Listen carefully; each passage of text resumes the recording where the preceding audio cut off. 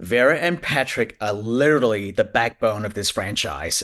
I mean, what they bring to it, the emotion, the chemistry that they have with each other, it's truly the reason why people keep coming back for the Conjuring films, right? They love them. One thing I've said frequently is, people initially came into the Conjuring films to see the scares, to see the horror stuff, and be terrified by it. But the reason they keep coming back with the subsequent films is because of what Patrick and Vera have brought to these films. That was one of the most challenging sequences in the movie. It was also, there was a lot of debate about how we should do it. The art department built us this little model. We put a doll in there, and he was like, look at all the angles we can get. And this is all in camera, it's all real.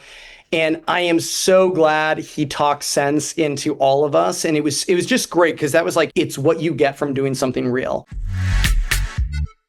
Hey, James, how's it going? Hi, good, thank you. Good to be speaking with you guys. Good to be speaking with you. We absolutely love you. We're such big fans of your work, so it's just it's an honor to talk to you. So thank you. Thank you. James, like yourself, Patrick Wilson and Vera Farmiga have been cornerstones of the Conjuring Universe from the very beginning. How have they helped you define what this series has grown into? Jeez, goodness, Vera and Patrick are literally the backbone of this franchise. I mean, what they bring to it, the emotion, the chemistry that they have with each other, it's truly the reason why people keep coming back for the Conjuring films, right? They love them. One thing I've said frequently is, people initially came into the Conjuring films to see the scares, to see the horror stuff, and be terrified by it. But the reason they keep coming back with the subsequent films is because of what Patrick and Vera have brought to these films, and those two are just incredible. And I'm definitely all of us are very thankful to those two. And I think you have a big part in people coming back as well. I think they're big fans of what you do as well too. Yeah, I think what I do is I recognize what people like about it, and and that's ultimately what a director is supposed to be, right? Kind of like see the things that people like, and see what works, and just really, like kind of like put your eggs in those baskets. Right out of the gate, I think we have to talk to you about the mirror room sequence. It's absolutely amazing, and we just love if you could talk to us about how you brought that to life, because it is a truly special moment in this movie. Oh, thanks so much. That was one of the most challenging sequences in the movie. It was also, there was a lot of debate about how we should do it. And there's part of the crew that had actually worked on X-Men First Class. And I don't know if you guys remember that movie, but there is a mirror room scene in that.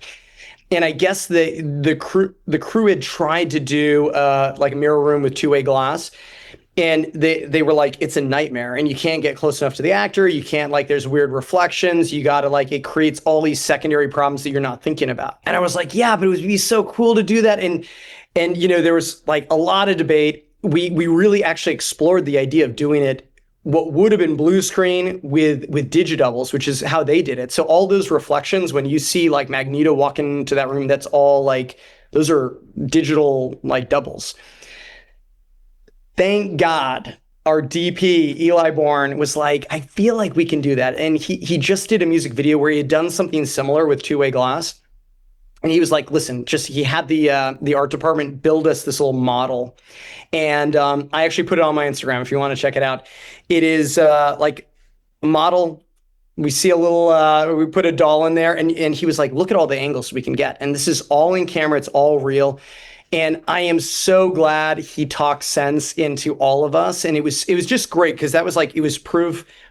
Even when you have those like little optical imperfections, it's actually, those are kind of cool. That's kind of like those imperfections, like it's what you get from doing something real.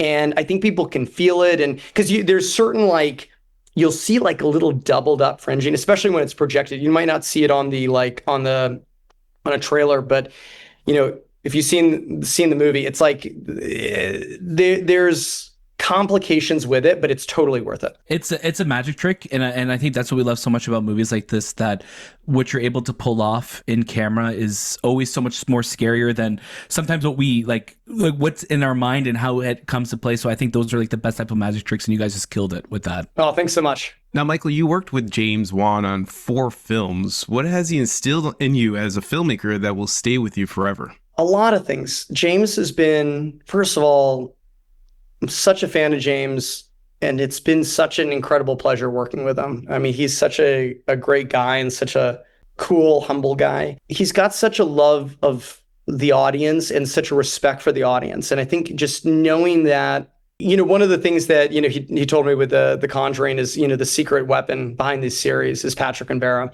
And it's so incredibly true. And I think that he did such an incredible job casting this series, and I could not have inherited two better, more amazing actors, two more amazing people. And I think that that's, finding the right team, and just like whether it's in front of the camera or behind the camera, is so important. And, he was always so good with that in hiring great actors, surrounding himself with good people. And, that's something that it's one of the biggest things, when you're making a movie, it's like you guys only talk to me and the actors, but there's like this amazing team of people behind the scenes that work so hard on it.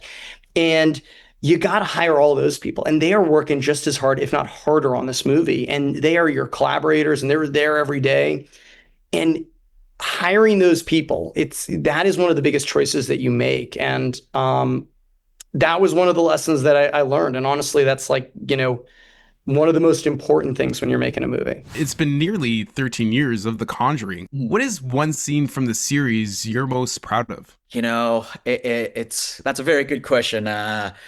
For me, my favorite scene that I always keep coming back to, that I would even just watch on YouTube every now and then myself, is from Conjuring 2, where Patrick is singing and playing the guitar, and Vera is off to the side just watching him, watching Ed, trying to bring peace to this family that has been so traumatized. That moment, that sequence, to me really captured, I feel, the heart of the entire series, and I felt Patrick and Vera just played it so perfectly. I mean, they're great in everything, but that particular scene speaks to me the most. And I love to visit it every now and then, every few years. I don't want to watch my movies from start to finish, but I will pick one scene to watch, and that's definitely one of them that I love to revisit every now and then. We were always curious whenever we get to speak to people who are behind, the horror films that we absolutely love. We always just want to know, like, what movies actually scare you now, and whether it's films from your childhood or movies you're seeing on the big screen now, what actually, gets a big scare out of you? Yeah, I mean, like definitely. I mean, for me as a filmmaker, I'm obviously influenced by the movies that affected me when I was younger. So like movies like Poltergeist and Jaws and all of those films, right, definitely shaped me into who I am today. In terms of the new movies, I think it's incredible. I think this is what's amazing about the horror genre is it finds new voices with each generation, right? Like you can go as far back to the early 1900s, with classic horror movies like Nosferatu and Dracula and Frankenstein and all that. But the more modern sort of horror movies, for me, like what George Romero did with the Night of the Living Dead series, it's a reflection of the era that he lived in, and I think to a big degree, the movies I make reflects the era that I lived in. Like Saw was a reflection of the early 2000s, and it's great, and that's why I like to watch, sort of like these new young movies from these new upcoming filmmakers, because it speaks to the new generation. Like you have millennial filmmakers, and then you now have Gen Z horror filmmakers, and it speaks to the horror of what they're going through. And I'm just waiting for a Gen Z filmmaker to make one about the horror of the economy that they're going through. Oh no, That would be the most terrifying film for us. definitely for everyone. James, we're so grateful for your time. We cannot wait to see what you get to work on next. We're so stoked for Mortal Kombat, so just we can't wait to see that later this year. And just thank you for everything you do. You guys gonna love Mortal Kombat too. It's great.